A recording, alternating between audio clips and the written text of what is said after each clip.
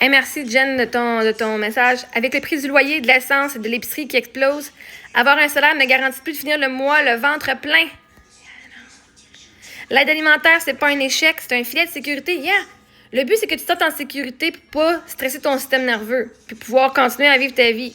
Yeah! Que tu sois aux études, au salaire minimum ou même avec un poste de bureau, tout le monde peut avoir besoin d'un coup de main un jour ou l'autre. Arrêtons de juger, on est tous à une mauvaise surprise d'être près de là. L'aide alimentaire est là pour tout le monde quand les temps sont durs. Puis en ce moment, les temps sont durs pour ben du monde.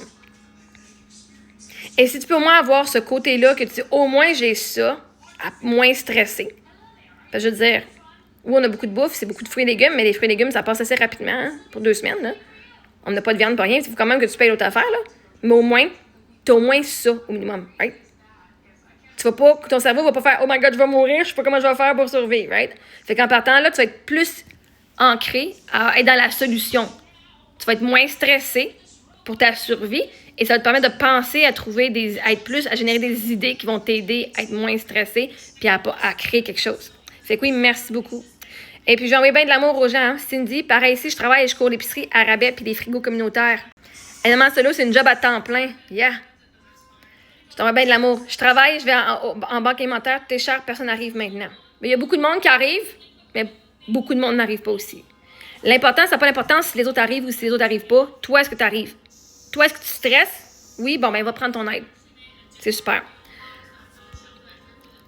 Je travaille, j'ai en banque alimentaire. OK, tout est cher, personne n'arrive maintenant. OK, Marie-Josée Labranche, ouais, ça fait pas longtemps que je te suis, mais sympathie, il est décédé de... Oui, ben merci, il est décédé du cancer des muscles. Ben, merci beaucoup pour les sympathies.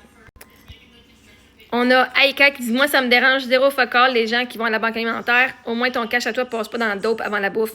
Avec le coût de la vie, même des gens avec emploi, ils vont. » Puis, merci beaucoup. Puis, une des affaires, c'est que pour ceux qui sont dans la dope, là, eux autres, c'est la seule façon qu'ils peuvent survivre. Parce que si tellement il n'y aurait plus de dope, ils seraient en overdraw.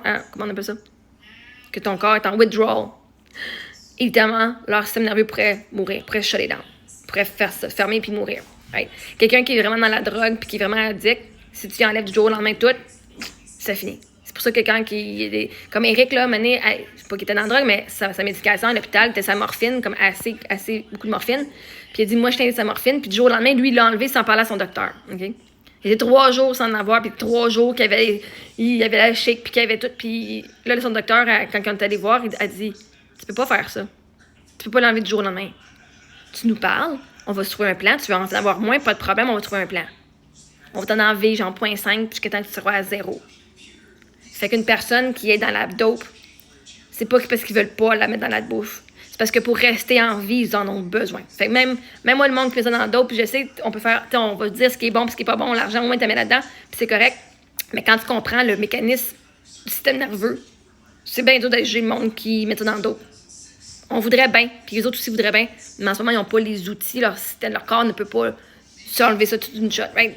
Sans avoir du support. Parce que la seule raison qu'ils prennent ça, c'est parce qu'ils ont un stress gros, puis s'ils enlèvent ça, évidemment, ça vient comme enlever, genre, beaucoup de pression, puis où est-ce qu'ils sont plus calmes? Puis il y a moins de stress. Je dis pas pour toutes les drogues, là, je connais pas plus sur les drogues, là, mais puis que si t'enlèves la drogue, là, la réalité va leur frapper d'en face, puis ça va faire vraiment mal, parce que là, ils vont ressentir toutes les émotions. Right? La drogue va venir vraiment bloquer beaucoup d'émotions. Puis des fois, ça va en faire vivre beaucoup, vraiment plus. Mais c'est une façon d'avoir du contrôle sur ça. Fait qu'on peut pas juger ce monde-là. Je sais qu'on veut vraiment juger puis dire c'est mieux à bouffe. Mais pour avoir de la bouffe, il faut que tu sois en sécurité dans ton propre corps. OK? C'est facile quand t'as jamais pris de drogue. Ah, ben, comment il est dans la bouffe? Ben, quand t'es quelqu'un qui... Toi, t'es en sécurité dans ton propre corps. Il y en a que non, là. Que juste être en vie, ils sont pas en sécurité. Puis que c'est la seule façon que leur cerveau peut leur permettre de rester en vie en ce moment-là. Ça leur sauve la vie. Autant vous pouvez juger, puis que j'ai jugé aussi avant, mais de voir que c'est la seule raison qu'ils sont encore en vie aujourd'hui, jusqu'à temps qu'ils trouvent une solution qui va les aider d'une autre façon, être en vie sans avoir besoin de ça. Fait que oui, mais non, le coût de la vie, pour tout le monde, même avec emploi, ils y vont, oui. Puis là, on a Evan Landry, qui lui, c'est un fruit de la vie, là. Va travailler, tu vas en avoir de l'argent. Ben, j'en ai de l'argent. J'en ai de l'argent, c'est pas parce que j'ai pas d'argent que je vais à la banque alimentaire. J'en ai. Moi, je sais que c'est un prétexte, l'école à la maison, pour justement ne pas être obligé d'aller travailler. Toi, tu sais ça, toi. Tes filles ont donc pas le choix. Tu en as décidé ainsi pour pouvoir te lever à 11 heures. J'ai décidé parce que moi, j'ai décidé que mes enfants, je leur donnais une liberté. Puis quand j'ai choisi l'école à la maison, là, c'est parce qu'on devait déménager dans 2 mois. J'allais pas faire mes enfants 2 mois dans une école en sachant pas où est-ce qu'on allait être après, aux États-Unis, au Québec. Fait qu'à partir de là, j'ai dit, ben, qu'est-ce qui est plus stable? Avoir 2, 3 profs parce qu'on change de place ou d'avoir toute l'étude à la maison? Pas parce que je dois me lever à 11 h le matin. Pas en tout. Mais c'est correct. Toi, tu sais tout. C'est correct. Tu sais comment je me sens. Tu sais pourquoi j'ai fait. Toi, t'as écouté toutes mes affaires. Toi, tu le ferais pour ça. C'est sûr que ça a très bien des avantages de faire l'école à la maison qu'on peut se lever à 11h30 si ça nous tente. Je vais pas vous cacher, c'est fucking sweet. Mais des matins qu'on se lève à 8h30 parce qu'on a des activités à 9h, 9h30, 10h, qu'on doit faire de la route pour y aller, right? Fait que mes filles ont pas le choix. Ben, vos enfants, ils ont pas le choix d'aller à l'école. Vos enfants, ils ont pas le choix d'aller à l'école. C'est un prétexte. Envoyez vos enfants pour pouvoir faire votre carrière. OK, ça va des deux bords, hein? Moi, c'est pas un prétexte. C'est la décision que j'ai prise de faire l'école à la maison. Puis de pas envoyer mes enfants faire 6-7 heures d'école pour faire 1 ou 2 heures d'apprentissage. On va faire 1 ou 2 heures d'apprentissage à la maison, puis ils vont pouvoir s'amuser le restant de la journée. Fait que, yeah, c'est correct. T'es juste jaloux, Evans, puis c'est pas grave. Je t'aime quand même.